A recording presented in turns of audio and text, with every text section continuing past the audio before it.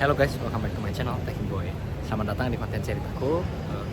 Hari ini lagi-lagi aku mau ada suatu dinas perjalanan ya. Jadi aku mau ke Surabaya dari Bandara JGK. Sekarang aku di Terminal 3 dan mau berangkat kira-kira ya sejam lagi lah. Oke, mau tahu seperti apa keseruannya, kita ikuti terus.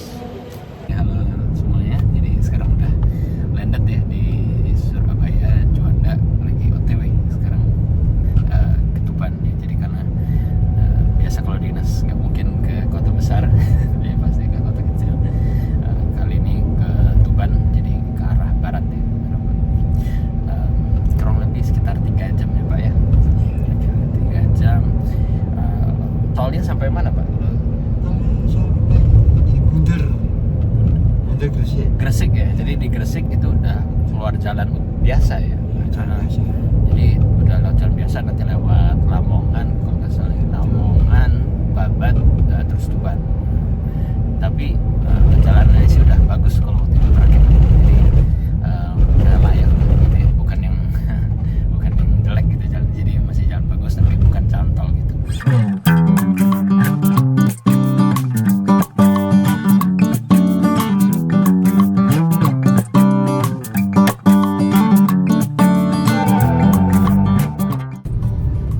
Sekarang udah di Gresik ya Pak ya.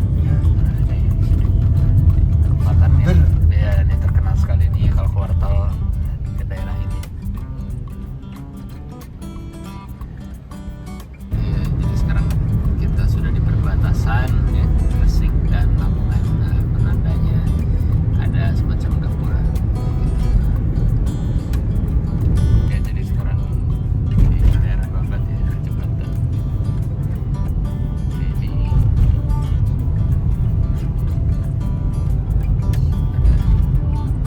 Selamat datang di Kabupaten Tuban. Nah, tapi dari tulisan itu tadi masih jauh ya ke Tuban ya Pak ya? Masih jauh. Walaupun tadi ini kabupatennya kali ya? Iya, itu kan perbatasannya Tuban sampai PG. Oh, Tuban Pengger ya. Sekitar 20-an kilo lagi mungkin ya ke kotanya gitu kan. Nah, jadi sekarang udah mau masuk ke wilayah Tuban ya. Nah, bisa dilihat tuh ada patung Buddha 2. Nah, ini sebagai simbol dari kota Tuban. Oke guys, jadi udah sampai sekarang di kotanya. Nah, bisa dilihat ada kuda-kuda lagi tuh. Nah, ini namanya Taman Sleko. Biasa kalau malam banyak jajanan di sini. Ini jalan utamanya nih, Jalan Basuki Rahmat. Halo guys, jadi akhirnya aku udah sampai ke Tuban. Aku udah check in ya. Sekarang sekitar jam 12 mau ke jam 1. Jadi waktu yang makan siang dan sekaligus juga ada mau ngelanjutin kerjaan juga gitu ya, karena besok adalah hari pertama ke site gitu. Jadi harus ada beberapa hal yang disiapin. Nah, kebetulan aku pilih hotel yang deket banget sama salah satu cafe favoritku gitu. Jadi aku tinggal jalan ke depan, terus nanti kita udah bisa ke kafenya. Oke?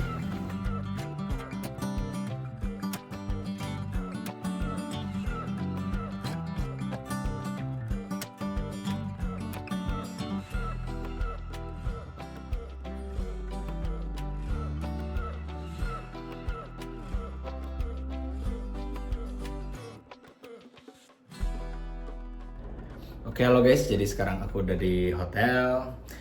Seperti biasa mungkin kita akan room tour dulu sedikit ya, biar lihat kira-kira hotelnya gimana. Oke, jadi ini kira-kira tempatku menginap untuk hampir sebulan ke depan di Vive Hotel Tuban ya. Jadi sebenarnya ini standar sih, jadi ada gantungan, ini koperku, terus ada TV, ya standar. Ini ada kasur, jadi aku sering banget gawe itu bukan di meja gitu ya, tapi di kasur karena mau sambil rebah-rebahan gitu ya. Terus ada kaca pasti, terus kamar mandinya juga oke. Ya. Jadi aku tuh sekarang udah sempet nginep di 2 hotel ya di Tuban. Yang pertama itu di Front One King, yang kedua ini yang sekarang aku tinggalin di Vive Hotel. Nah, jadi sebenarnya 2 hotel ini jaraknya nggak terlalu jauh, beda 800 meter aja gitu ya. Dan kalau dilihat-lihat sebenarnya oke-oke aja sih dua-duanya gitu ya. Jadi bangunannya bagus, terus servisnya juga oke, terus juga dari segi apa ya, roomnya juga bagus gitu ya. Jadi oke banget, dan price-nya mungkin kisaran 300 ribuan, kalau di Traveloka 350-an gitu. Jadi masih middle price lah ya untuk bisa dapetin hotel dengan kualitas seperti ini gitu ya. Dan itu udah include breakfast BTW. Oke guys, jadi untuk menutup hari ini aku bakal sharing tentang perjalanan dari Jakarta ke Tuban ya. Nah, jadi kalau aku sendiri aku pakai jalur udara. Jadi dari CGK landing di Juanda Surabaya, kemudian naik mobil perjalanan darat ke Tuban gitu. Nah, untuk perjalanan daratnya aku sendiri menggunakan aplikasi dari ojek online gitu ya, dan kenanya kisaran 600 sampai 700 ribu. Nah, kalau misalkan di total berarti biayanya kena sekitar 1,6 sampai 1,7 gitu ya, termasuk dengan biaya untuk penerbangannya gitu.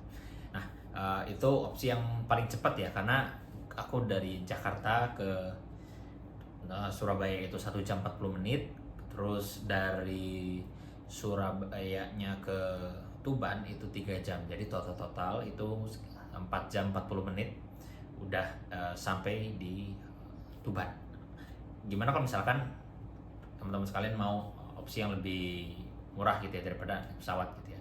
Ya pastinya bisa pakai kereta gitu ya. Kalau kereta ada 2 kelas yang bisa dipilih. Yang pertama eksekutif gitu. Kalau eksekutif itu kisarannya 700 ribuan untuk harga tiketnya, dan itu nyampainya di stasiun Lamongan. Nah, itu opsi kedua yang sedang-sedang gitu ya. Mungkin kisarannya berapa kali ya? 700 ribu untuk kereta, ditambah mungkin 100 ribu sampai 300 ribu untuk biaya transport dari Lamongan ke Tuban. Nah, yang terakhir itu yang paling murah, kita pakai kereta yang premium atau ekonomi gitu ya. Nah, itu harganya bahkan ada yang cuman 300 ribu gitu. Nah, kalau misalkan pakai yang eksekutif tadi, itu kan naiknya di Gambir, turun di Lamongan. Nah, kalau misalkan yang ekonomi itu naiknya di Senen. Nah, tapi turunnya itu di Babat. Jadi secara jarak itu sebenarnya nanti lebih dekat gitu. Oke, jadi segitu aja buat hari ini cerita-ceritanya. Kita sambung lagi di hari-hari berikutnya, oke? Halo guys, jadi hari ini adalah hari kedua aku di Tuban, yang sekaligus jadi hari pertama aku masuk pabrik. Nah, aku udah pakai coverall sekarang, udah mau siap-siap buat nanti dijemput ke ban ya. Oke, jadi ikuti aja perjalanan.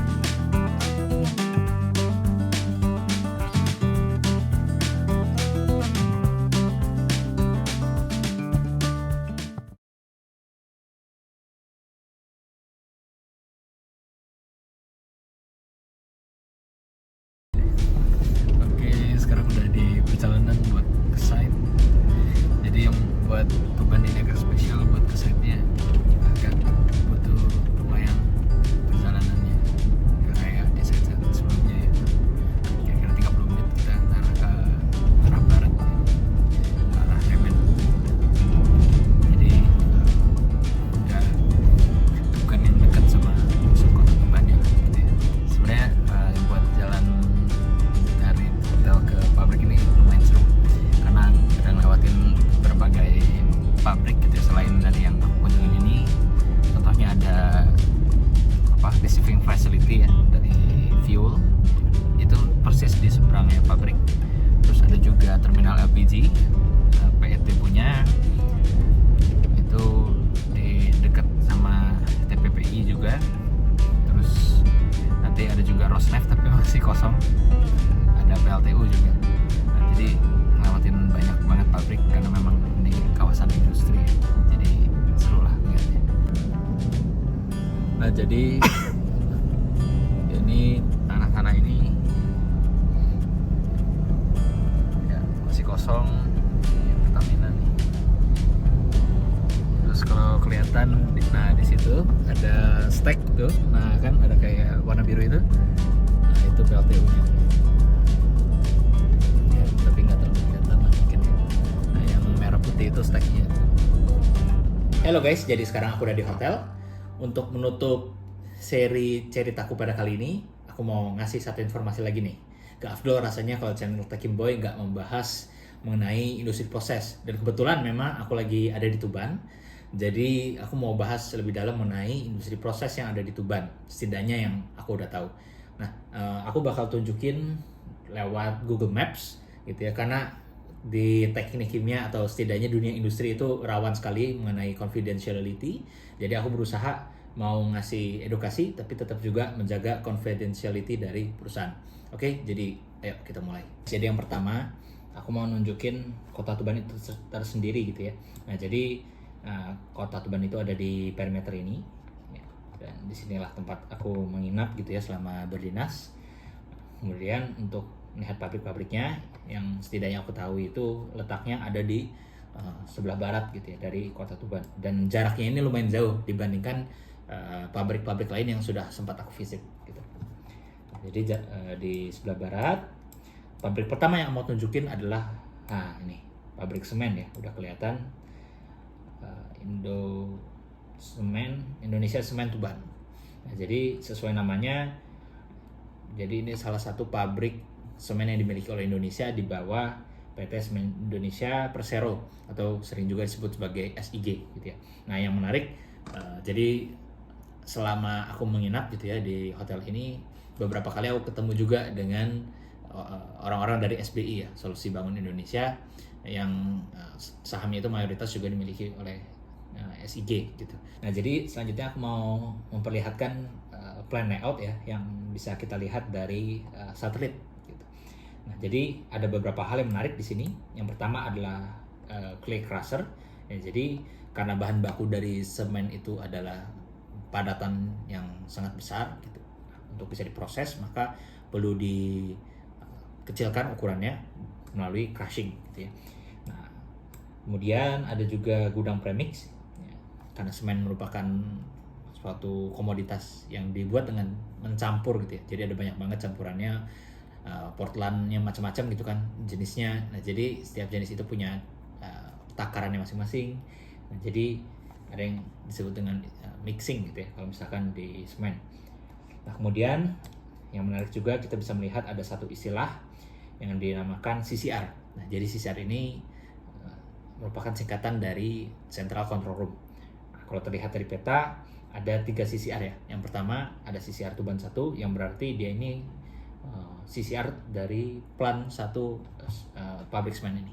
Dan kemudian ada CCR dari plan 3 dan 4. Nah, tapi aku nggak ngeliat sih ada CCR 2 gitu ya, entah di mana. Dan yang ketiga adalah CCR dari WHRPG. Nah, jadi setidaknya ya mungkin si pabrik semen ini memiliki 4 unit, 4 daerah unit, dan memiliki 1 unit WHRPG. Nah, apa itu WHRPG? Jadi WHRPG ini adalah singkatan dari Waste Heat Recovery Power Generation. Nah, jadi seperti yang kita ketahui bersama gitu ya, di suatu industri semen terkenal sekali dengan operasi yang high temperature, ya terutama di bagian kiln. Jadi kiln itu ya, rotary kiln itu kira-kira bisa mencapai temperatur 1300 sampai 1400 derajat Celcius. Dan ini sangat panas sekali gitu ya. Sayang sekali kalau misalkan panas ini sia-sia terbuang gitu ke atmosfer. Nah, sehingga salah satu terobosan yang ada di pabrik semen adalah untuk memanfaatkan panas itu untuk membangkitkan steam. Dan steam itu nanti dijadikan electricity melalui steam turbine. Nah, electricity tersebut nantinya akan dipakai untuk pengoperasian pabrik. Kalau kita lihat di sini, semen itu nggak ada laut di sekitarnya gitu ya. Jadi letaknya itu di tengah-tengah gitu. Nah, ini beda banget sama pabrik yang biasa kita ketahui seperti refinery dan lain-lain. Oh ya, bisa dilihat juga di sini kelewatan ya. Ada satu hal yang menarik adalah kuari batu kapur ya. Jadi bisa kita lihat ini adalah sumber feedstock dari pabrik semen gitu ya, batu kapur kan, limestone. Jadi daerahnya kira-kira seperti ini ya. Batu kapur, kemudian dia akan ditransportasikan ke daerah sini ya, yang ada clay crusher. Jadi kira-kira dari sini mungkin dibawa pakai truk gitu kan, dia akan masuk ke crusher clay. Nah, jadi dia dekat sekali letaknya dengan bahan baku gitu ya. Oke, jadi kira-kira seperti itu untuk pabrik semen. Nah, selanjutnya kita ke utara. di daerah Remen namanya ya. Jadi ada 3 industri lagi yang bisa kita temukan di wilayah Remen ini. Yang pertama, ya kita mulai dari yang kecil-kecil dulu. Ya, ada terminal BBM Tuban. Sebenarnya ini bukan pabrik ya. Ini adalah terminal BBM gitu. Jadi tempat untuk menampung saja. Jadi nggak ada processing di bagian ini. Makanya kalau kita lihat dari plan layoutnya hanyalah tank farm saja gitu ya. Jadi hanya kumpulan dari tangki-tangki. Ya, ada tangki yang besar dan ada tangki yang lebih kecil gitu. Nah, dan kemudian bisa terlihat juga di sini ada pipeline ya yang menyambungkan tangki. Ya. Jadi nggak ada hal-hal yang spesial sebenarnya di sini. Oke, jadi ini adalah tangki untuk menyimpan BBM gitu ya. Makanya disebut terminal BBM Tuban. Nah, selanjutnya kalau kita lebih ke arah utara, ya kita bisa melihat ada LPG ya. Jadi di Tuban itu ada salah satu terminal gitu ya, terminal dari LPG yang beroperasi di bawah Pertamina Energi Terminal. Jadi salah satu terminalnya ada di Tuban. Nah, mirip sebenarnya dengan terminal BBM. Tapi kalau di LPG ini bisa kita lihat ada 2 tangki ya, 2 jenis tangki. Bisa dilihat di sini tangki yang bentuknya tabung dan ada yang bentuknya bola. Nah, buat yang tabung ini adalah tangki propan atau butan ya. Karena kita tahu bahwa komposisi dari LPG itu kan propan dan butan. Nah, jadi propan dan butan itu disimpan di tangki yang bentuknya seperti ini. Sedangkan LPG, nah itu khas sekali dia disimpan di tangki berbentuk bola. Nah, LPG terminal itu lebih kompleks dari segi proses ya, karena ada prosesnya. Jadi prosesnya adalah loading dan unloading kan pertamanya dari kapal gitu ya. Makanya kenapa dia ada di dekat laut, ada 2 alasan sebenarnya. Yang pertama karena propan dan butan itu datangnya pakai kapal ya gitu ya. Jadi kapal kargo gitu. Nanti aku tunjukin gambarnya. Kapal kargo itu bawa propan dan butan, kemudian sampai nih di sini ya, ada tulisan ini Causeway LPG Tuban Jatim, kemudian akan dialirkan ke tangki ini. Sistem terminal LPG itu memiliki suatu sistem yang dinamakan boil off gas recovery. Nah, tapi sekilas kalau melihat nggak kelihatan gitu ya, di mana kira-kira letak dari sistem boil off gas recovery. Nah, tapi sistem BOG ini sebenarnya nggak kompleks juga, paling ada kompresor dan juga ada kondenser. Nah, oleh karena itu fungsi kedua dari terminal LPG kenapa harus di dekat laut adalah karena seawater itu diperlukan saat proses boil off gas recovery gitu ya, untuk mengkondensasi boil off gas sehingga yang terkondens itu bisa kembali terrecover untuk menjadi LPG. Selanjutnya kita tinggal geser ke arah barat sedikit gitu ya. Kita bisa melihat ada pabrik yang super besar gitu ya, dan mungkin ini pabrik terbesar yang berada di kawasan Tuban. Nah, jadi pabrik ini bernama TPPI atau Trans Petrochemical Pacific Indotama ya, TPPI. Nah, jadi sesuai namanya, TPPI ini adalah suatu pabrik petrokimia. Kita akan mulai dulu dari area sini ya. Jadi area pertama ya disebut dengan pos zona 2 ya, seingatku. Jadi zona 2 ini adalah tempat-tempat di mana area-area yang tidak ada pemrosesan gitu ya. Jadi di dalamnya itu hanya ada warehouse, workshop gitu. Terus ada building kantornya nah, gitu ya. Jadi itu berada di zona ini gitu ya. Nah, kemudian yang pertama kali bisa kita lihat di sini. Jadi ini adalah ruangan tadi namanya CCR, tapi kalau istilahnya di sini CCB, sebenarnya sama aja sih gitu ya. Tadi kan R, ini B, B-nya itu di sini building, nggak salah gitu ya, Central Control Building. Nah, jadi CCB sama tugasnya seperti CCR, yaitu untuk mengkontrol. Oke, nah, di sini ada parkiran mobil gitu ya. Nah, terus kalau kita lihat di dekat sini ada sistem utility gitu ya. Nah, udah terlihat nih ada tangki lonjong. Nah, ini untuk nitrogen. Terus di sini ada station-station yang terlindungi sama atap yang biasanya itu adalah kompresor ya, untuk instrumen air. Oke, selanjutnya kita lihat di sini sudah masuk ke area processing gitu ya. Jadi area processingnya cukup besar, ada lebih dari 5 unit ya yang ada di pabrik ini. Mulai dari unit treatingnya sampai ke pembentukan hasil jadi gitu ya. Dan TPP ini khasnya adalah memproduksi BTX gitu ya. Jadi ada unit paraxylene gitu ya untuk memproduksi BTX. Nah itu merupakan ciri khas dari pabrik TPPI gitu ya. Karena setauku produsen BTX di Indonesia hanya TPPI saja. Oke, kita bisa lihat juga ada tangki-tangki lainnya. Jadi ada banyak sekali tangkinya ya. Dan kalau kita lihat lagi di sini ada tangki LPG. Ya, jadi salah satu produk dari TPPI juga LPG. Dan yang menarik dari petrokimia yang satu ini adalah mereka juga memproduksi bensin ya. Jadi kalau misalkan di daerah Cilegon di sana petrokimianya banyak fokus untuk polimer. Nah, tapi kalau di TPP ini tahu aku dia nggak bikin polimer ya, tapi dia bikinnya bensin ya, produk selain dari BTX-nya gitu. Dan juga ada LPG, tapi LPG-nya kecil kalau dibandingkan dengan LPG yang ada di terminal LPG gitu. Nah, bisa kita lihat di sini ada tiang dan ada api. Nah, inilah yang disebut dengan flare ya. Jadi flare-nya routingnya cukup jauh ya dari pabrik, tapi seingat aku juga ada beberapa flare yang lokasinya kira-kira di sini gitu. Jadi flare-nya nggak cuma ada satu aja. Oke, dan pasti ya untuk unit kilang-kilang seperti ini membutuhkan air untuk utilitas, maka letaknya harus di pinggir laut dan juga fungsinya untuk mentransportasikan feed dan juga produk ya. Bisa dilihat di sini ada terminal jetty untuk transportasi dari feed ataupun produk. Oke, untuk pabrik terakhir yang aku mau bahas, kita bisa ke arah timur. Nah, bisa dilihat letaknya juga di posisi pinggir laut. Ada PLTU Tanjung Awar-Awar Tuban. Nah, ini merupakan salah satu pembangkit listrik milik PLN. Kita bisa zoom in untuk melihat ada apa aja di dalamnya ya. Yang pertama, pastinya ada office building. Nah, kemudian di sini area ISPL pabriknya ya. Bisa terlihat ada stack nih yang menjorok tinggi gitu ya, bisa kelihatan dari luar, bahkan dari luar pabriknya gitu ya.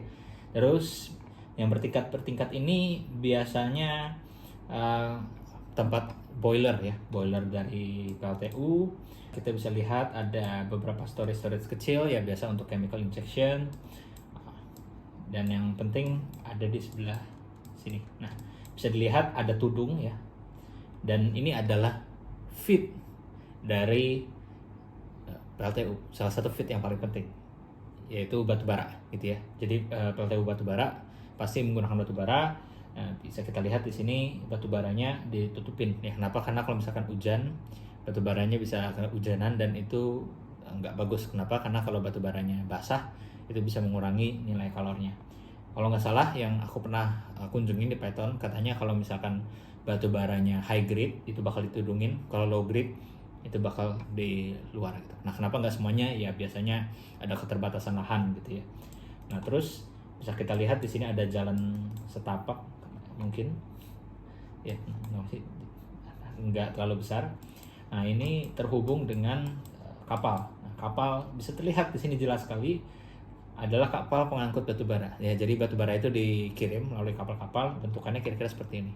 Nah, itu ya, bisa dari Kalimantan, dari Sumatera Selatan gitu. Nah, itu batu bara dikirim nyampe di sini dan akan ditransportasikan bisa lewat conveyor untuk ke bagian sini ya, ke cold storage-nya. Oke guys, jadi segitu aja buat video kali ini. Semoga bisa bermanfaat untuk kita semua dalam menambah wawasan mengenai industri proses yang ada di Indonesia. Jangan lupa untuk like, comment, subscribe, dan sampai jumpa di video selanjutnya. Bye-bye.